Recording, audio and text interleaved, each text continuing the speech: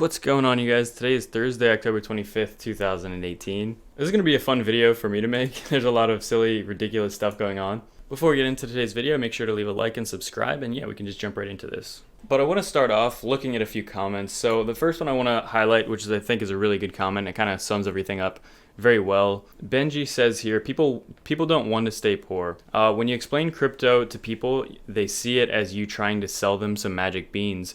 I don't blame them for not investing. So he makes some good points here. When my pa told me about Bitcoin in 2012, I couldn't wrap my head around it. If I'd invested back then, I'd be a millionaire now. It wasn't because I didn't want to stay poor. It's because I didn't understand, I didn't want to take the risk, and was too busy with other things to research it. So really, I think those are probably the three main points for the vast majority of people of why they haven't invested in cryptocurrency just yet. One, because you didn't understand it. Two, because it's a risk that some people aren't willing to take. Again, it does require you to invest money that other people might find useful spent somewhere else or invested somewhere else. And three is that they were just too busy to research it. You know, they're too busy doing other things, whether it's a job, whether it's other hobbies, they're just too busy. You know, it is an investment of your time as well as your money. So I totally understand that. But it says here, I don't speak to friends or family about crypto. I can't tell them that it's going to make them rich when it hasn't made me rich yet. Maybe if I'm driving an Aston Martin next year, then people are more likely to listen to me and believe. Right now, I can't be asked having the same conversation argument with friends and family that it isn't a Ponzi scheme. So I think a lot of those points are pretty valid. So I wanted to cover that comment really quick. And another thing I too just want to point out before we get into this video as well, there are a lot of these comments, which I'm going to delete these after I am done recording this video, but I want to keep it up just for the purpose of this video. If you ever see a long comment that ends with an email address or a phone number, here is one. This one actually is a spam comment as well. They usually get a ton of likes right away. And they're getting good at these. They start to look like actual comments. See, it says like, nice one, taking this into account. Some of them will be like, love your channel and stuff like that. And then they will kind of progress into a scam essentially. So just watch out for these. They're usually scams. And they have a lot of fake accounts also that immediately comment underneath them so as to look more real. These are all over a bunch of cryptocurrency videos, not just mine, obviously. They're everywhere. So just be careful of them. If you ever see a comment, usually about a paragraph length like this, and if it has a link or a phone number or an email at the bottom, it's a scam. Don't fall for that. So I just want to highlight that in this video. They pop up everywhere, so just be careful of those. So I did want to go over this. Tom Lee, this is what I said when the video was going to be fun today, because we have Tom Lee, of course. If you don't know, Tom Lee has been saying there's going to be a breakout since the beginning of time. And there probably will be soon, but I just think it's funny that he's always so bullish on it. But this is a Cointelegraph article published by Linda Williams. Tom Lee, speaker at the upcoming Block Show Asia, Bitcoin is preparing to break out.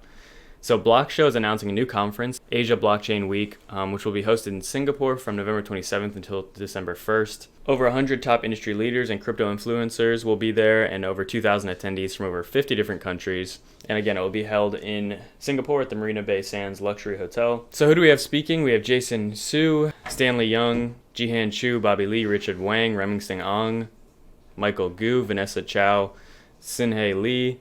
You can see all of their kind of titles at the end of here. Again, I'll leave links to all of these in the description if you want to read it in more detail. But Tom Lee, a Wall Street analyst with over 25 years of equity research experience, has consistently been ranked as the top institutional investor every year since 1998.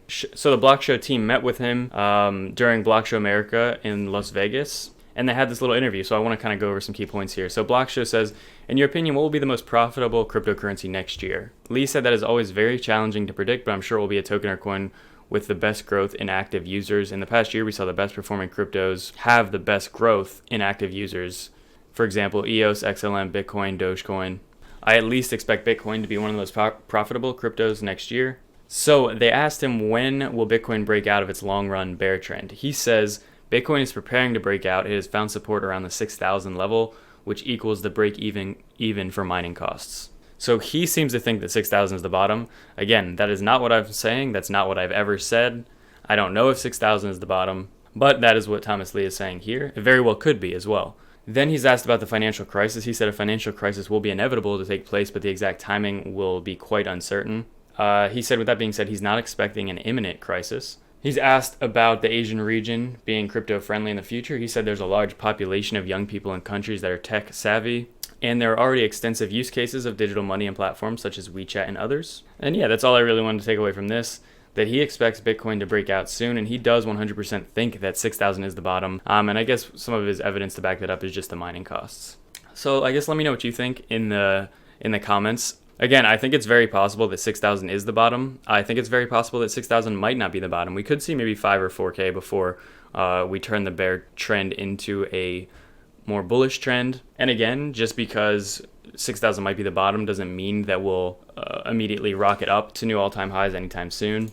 We could see a prolonged period of sideways trading with some ups and downs along the way. I think the key, though, is that the sooner that news starts affecting the market, the better.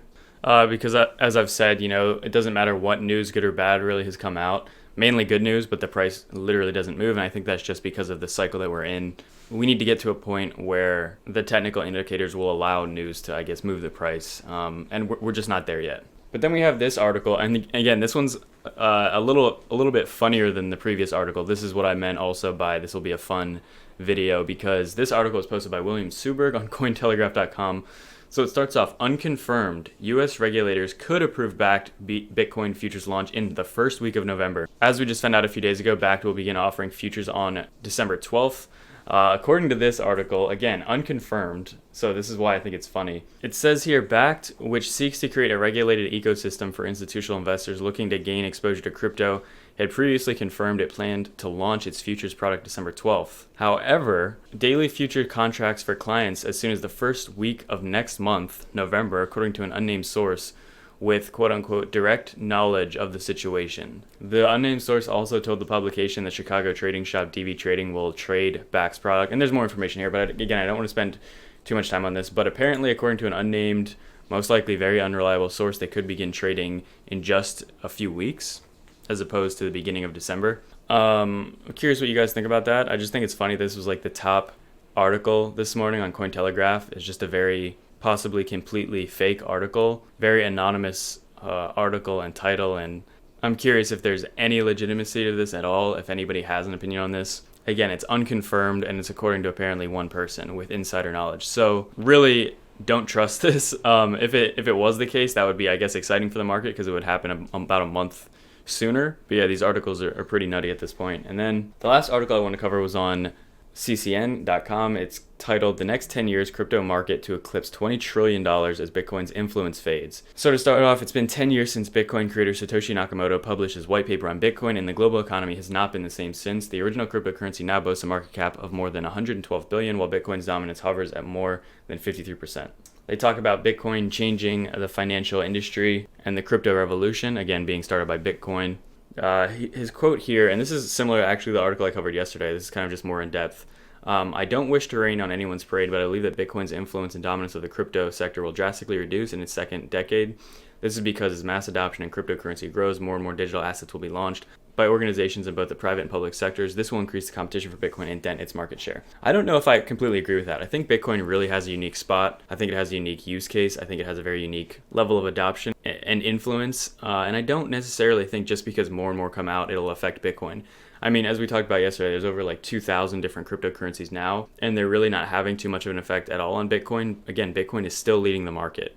This is like essentially 9 to 10 years into it, and Bitcoin is still number one and still overwhelmingly has the majority of the market cap. Granted, what we have seen over the past year or two in particular is that Bitcoin's market cap has decreased, from 90 to 80% down to 30, 40, 50%, depending on when you look at it. So it definitely, Bitcoin's market cap has decreased, and it is rational to say that it could continue decreasing based on the trend that we've seen over the past few years. But again, with mainstream adoption, who knows if that will change? Who knows if Bitcoin will actually be used? Because really, we're not seeing mainstream adoption of any cryptocurrency just yet. We're still seeing the beginning stages. So it should be interesting to see that. And this is also interesting, and it kind of maybe points to this individual's interests here. He says, Green, whose firm is based in Dubai but has offices around the world, pointed to other reasons for the forecast, such as better technology, features, and solutions to problems that competing cryptos will provide. Coins like XRP and Ethereum. He said, "I believe XRP will be one of the main digital assets to dent Bitcoin's market share over the next few years due to its apparent focus on integrating with banks and other financial institutions." I know many of you disagree with that. Again, I'm very skeptical of that. I don't necessarily think XRP is going to be as dominant as that phrase right there would make it out to be. It says here, XRP already muscled out Ethereum out of the number 2 spot for crypto cryptos on CoinMarketCap more than once this year, though it has since fallen back to number 3 spot. Meanwhile, despite the fact that Ethereum has fallen out of favor with the crypto community of late, he remains bullish on Ethereum, calling for a flippening event. Another one would be its current main challenger, Ethereum. This is because a growing number of platforms are adopting Ethereum as a means of trading. There's an increasing use of smart contracts by Ethereum and due to the decentralization of cloud computing. Even if Bitcoin dominance fades, Green says there is a clear shift among retail and institutional investors away from fiat and into crypto. So yeah, that's basically all I wanted to cover in regards to this article. Let me know what you guys think. Be careful out there. The crypto space is full of articles that, as we saw from that second one that I covered, may be based on absolutely nothing. But who knows? Maybe Backed will launch, earlier than expected. Who knows? But that's going to be it for today's video, guys. Make sure to leave a like, subscribe, and I'll see you in the next video.